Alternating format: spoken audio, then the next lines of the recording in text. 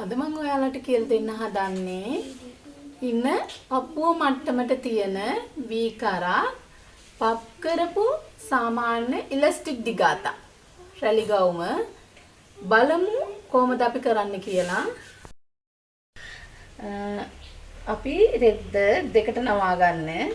ආයි නැම්ම ඔන්න ඔය විදියට තියාගන්න. රෙදි පටවල් හතරම ඔන්න ඔය විදියට තියාගන්න.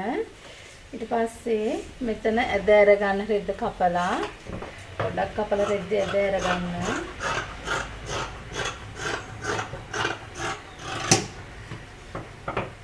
උරහිස දෙකට බෙදපු මිම්මට අඟල් භාගයක් එකතු කරන්න.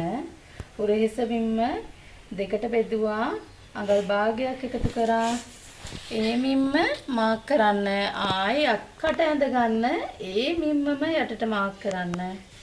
ඊට පස්සේ අත්කට හැඩය ඇඳ ගන්න. පපුව වට හතරට බෙදලා අඟල් දෙකක් එකතු කරන්න.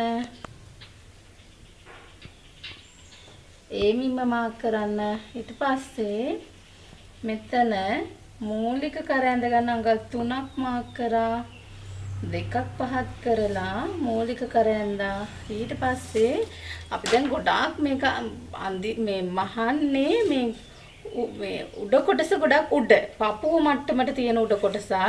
එතකොට අපි මිම්ම විදියට තියෙන්නේ අඟල් 9යි. 9ට අඟල් දෙකක් එකතු කරන්න. ඊට පස්සේ ඒ මිම්ම මාක් කරන්න පල්ලෙහාට. ඊට පස්සේ මෙතන පපුව වට හතරට බෙදලා අඟල් දෙකක් එකතු කරානේ. ඒ මිම්මම අඟලක් අඩු කරලා යටට මාක් කරන්න. අඟලක් අඩු කරලා ඔන්න ඔය විදියට උඩ කොටස අපි ඇඳලා ඉවරයි. දැන් අපි කපා ගමු. මෙතන අපි කපනකොට හැම වෙලේම උරහිස අඟල් කාලක් පහත් කරගෙන කපාගෙන යන්න. ඔන්න ඔය විදියට මෙතන අඟලකට ඔන්නෝම පවාකාරව හැඩය ඇඳ කපන්න. ඔන්න ඔය විදියට ඊපස්සේ නලගේ උඩ කොටස කපා ගන්න. කපලා අයින් කරන්නේ කොටස. ඊට පස්සේ අපි ඉදිරිපස කරත් ඇඳ ගමු. අපි වී කරත් තමයි අඳින්නේ. ඔයාලට මම මෙහෙමම තියෙද්දි පැහැදිලි බලන්න. වී කර එතකොට 6මාරක් නම් අපි ගන්න ඕන අඟලක් වැඩි කරලා 7මාරක්. ඔන්න ඔය විදියට 7මාරක් මාක් කරන්න. මෙතන සාමාන්‍ය කොටුවක් ඇඳ ගන්න. මේ මෙතන තියෙන මේ සම්මත මිම්මට කොටුවක් ඇඳ ගන්න. ඊට පස්සේ ඒ කොටුවේ දැන් අපි මෙතන මේ කොටුව ඇඳලානේ. එතනින් මෙන්න මේ විදියට මේ කොටුව ඇතුලේ ඕනම කරක් අඳිත හැකි. අපි වී කරේ හැඩය ඇඳ ගන්න. විරයි වී කරේ හැඩය ඇඳලා අපි කපමු. ඉදිරිපස්සේ විතරයි වී කර කපන්නේ. ඔන්න ඔය විදියට වී කර කපමු. ඔන්න ඔය විදියට ඊට පස්සේ අපි ඔපනැලි බලලා මෙතන මාක් කරගමු. දෙකට බෙදුවා. ඒ මිම්මම මාක් කරගන්න. පපුවට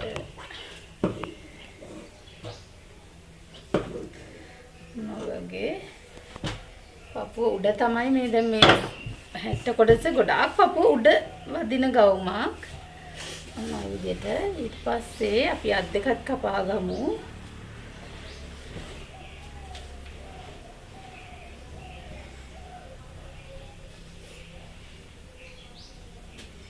ඔන්න ඔය විදිහට රෙද්ද දෙකට නවන්න. හරියට බලන්න පටවල් හතරම සෙට් වෙලාද කියලා. නැත්නම් යටිපට කොට වුණොතින් ඔන්න ඔය වගේ පටවල් හතරම බලන්න. ඊට පස්සේ අපට ඕන අත දිග ඊට පස්සේ මෙතන අඟල කමාරක් අයින් කරන්න ඉලාස්ටියට. අපිට දීලා තියෙන අත 17ක්. අඟලක් වැඩි කරලා ඔන්න ඔය වගේ අඟල් 4කට මාක් කරලා දැන් අපි ලොකු පප්පතක් කපන්නේ. මේක දෙකට මාක් කරගන්න. මෙතන ඔන්න ඔය විදිහට අත්කට ඇඳ ඔන්න ඔය විදිහට කපා ගන්න. මේක යටත් ඔන්න ඔය විදිහට මේ හැඩේ කපා ගන්න. අපි අතක් කපලා ඉවරයි. එතකොට දැන් අපිට තියෙන්නේ සාය කොටස. ඔන්න ඔය විදිහට සාය කොටස කපා ගන්න තියෙන්නේ. මේද අයින් කරගමු.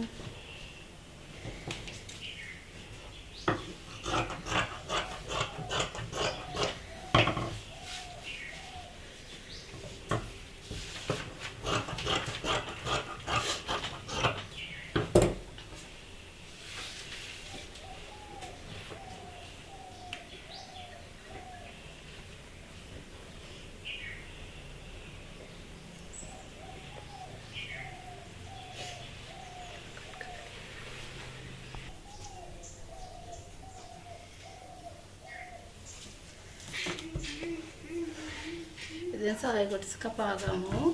මේ විදිහට රැඳි දාන එක. ඔන්න වගේ ෆ්‍රී කපා ගමු. සාය කොටස අඟල් 28 මාරක් විතර සාය එනවා. ඔන්න ඔය විදිහට සාය කොටස රැඩි කරලා කපා ගමු. ඊට පස්සේ සායත් කපලා ඉවරයි අපි. අපි වී කර කපන හැටි බලමු. මෙන්න මේ වගේ රෙදි කොටසක් ගන්න. මේ වගේ රෙදි කොටසක් කරගෙන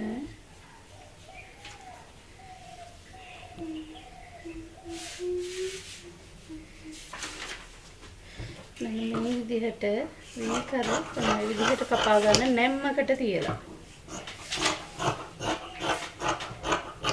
මේ විදිහට කපාගෙන ඉවරයි වී කර.